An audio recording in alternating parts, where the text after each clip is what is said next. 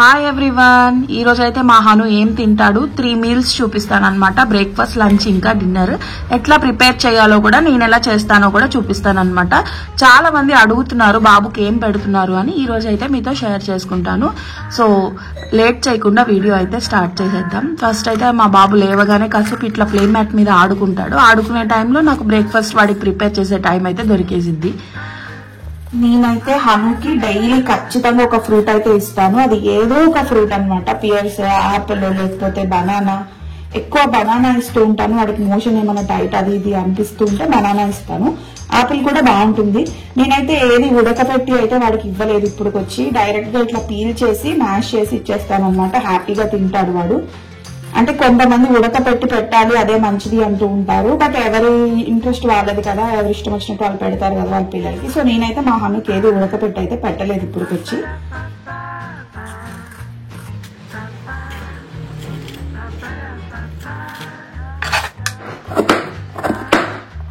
ఇలా నేనైతే చిన్న చిన్న పీసెస్ కింద కట్ చేసుకొని మ్యాష్ చేస్తాను. ఒకవేళ మ్యాషర్ లేదు అనుకున్న వాళ్ళు ఉడక పెట్టుకోవచ్చు, లేదా కొంతమంది ఈ మధ్య మిక్సీలో వేసేసుకొని మరీ ఇచ్చేస్తున్నారు. ఫ్రూట్స్ అనేవి చాలా ఇంపార్టెంట్ అండి. మాక్సిమం ఈవినింగ్స్ ఇవ్వకుండా మార్నింగ్ టైంలో ఇవ్వడానికి ప్రిఫర్ చేయండి.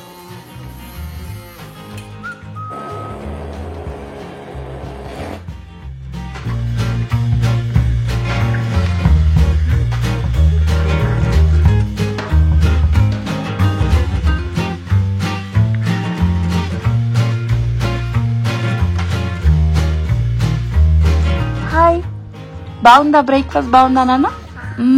బ్రేక్ఫాస్ట్ తిన్నాక కాసేపు మా హను అయితే ఆడుకుంటాడు అనమాట.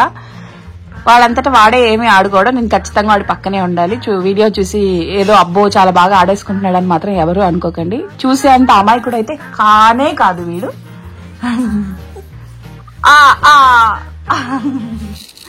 మా హను బ్రేక్ఫాస్ట్ తినగానే నేనైతే లంచ్ కి ప్రిపేర్ చేస్తాను అనమాట. లంచ్ అయితే ఒక 1.5 స్పూన్ వచ్చి రైస్, పెసరపప్పు ఏదో ఒకటి యూజ్ చేస్తాను. ఏదో పెసరపప్పు లేకపోతే కందిపప్పు ఏదో ఒకటి అనమాట. ఈ రోజు అయితే పెసరపప్పు వేస్తున్నాను. ఒక 1 స్పూన్ వేసి బాగా వాష్ చేసేసి వాటర్ వేసి ఒక 2 అవర్స్ వరకు లేదా 1 అవర్ నానబెట్టేయాలి. ఫుల్గా బాగా నానితే వాళ్ళకి గ్యాస్ ప్రాబ్లమ్స్ అవి రావు.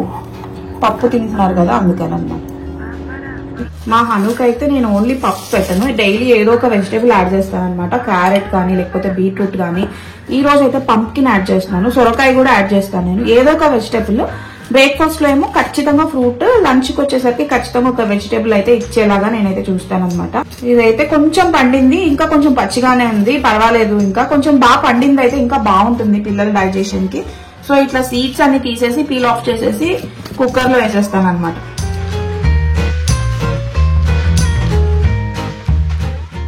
వాము ఈ రోజు నేను వాము ఆకు వేసాను అనమాట. వాము మామూలుగా ఆకు లేకపోతే, ఇంట్లో చెట్టు లేకపోతే విత్తనాలు కూడా వేసుకోవచ్చు మీరు. ఇంకా జీరా కొంచెం వేసుకొని యాడ్ చేసుకొని మీరు కుక్కర్ లో యూజ్ చేసుకో. ఒక 5 విజిల్స్ వచ్చే వరకు వెయిట్ చేస్తే మెత్తగా అయిపోతుంది అన్నం. దాన్ని మనం చేత్తో అన్నా సరే పిసికి తినిపించవచ్చు. లేదు అనుకుంటే మ్యాషర్ లాంటిది ఏదన్నా ఉంటే మ్యాష్ చేసుకొని పెట్టచ్చు అనమాట. బాగుంటుంది. కొంచెం నెయ్యి యాడ్ చేస్తే చాలా ఇష్టంగా తింటారు పిల్లలు. ఈసారి ట్రై చేయండి.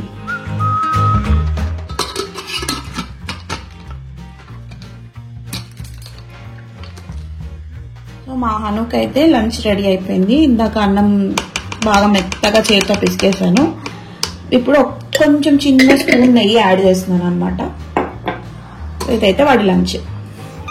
హనుకైతే పాపం ఆకలి వేసేస్తుంది. పెట్టే అని ఏడ్ చేస్తున్నాడు అనమాట. వేడిగా ఉంది. నేనైతే మా హనుకి చేతితో పెట్టడానికి ఎక్కువ ఇష్టపడతాను. ఎందుకంటే వాడి చేతితో తినడం అయితే బాగా ఈజీగా ఫాస్ట్ గా తింటాడు. అదే స్పూన్ తో అయితే కొంచెం కష్టపడతాడు. కరెక్ట్ గా మనం వాడికి నోటికి ఎంత సరిపోతుందో అంత పెట్టచ్చు చేతితో పెడితే కదా నాన్న. బాగుందమ్మా, బాగుంది.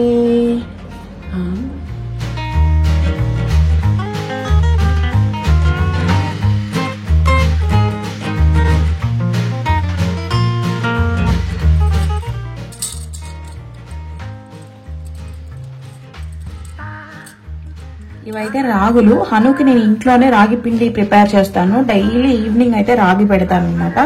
ఇవైతే మొన్న నానబెట్టాను. నైట్ నానబెట్టేసి నిన్నంతా కట్టేసాను ఈ క్లాత్ లో.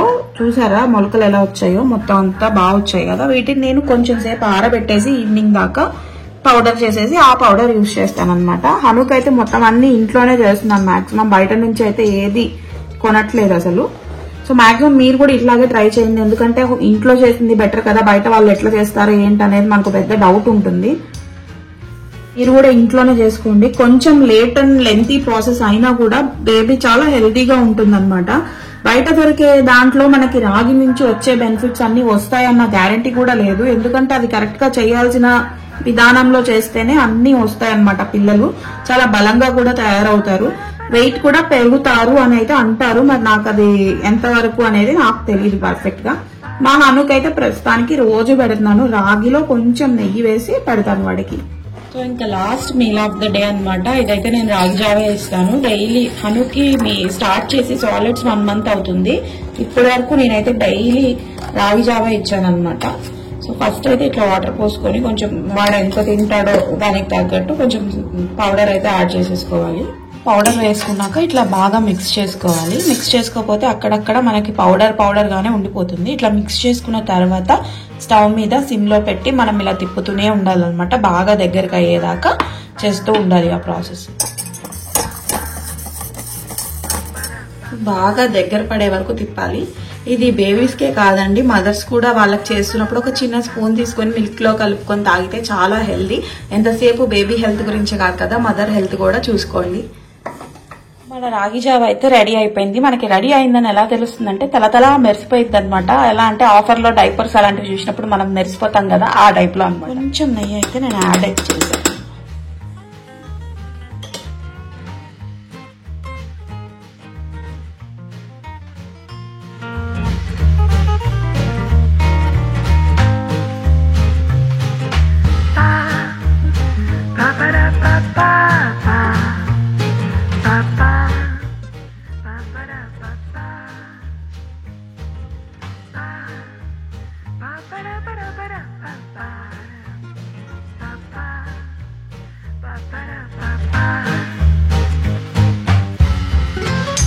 మా హను అయితే రాగి జావ తిని ఎంజాయ్ చేసేసాడు. వాడి 3 meals అయితే ఈ రోజులో అయిపోయినాయి అనమాట. ఇంకా వాడు ఓన్లీ పాలు తాగుతాడు.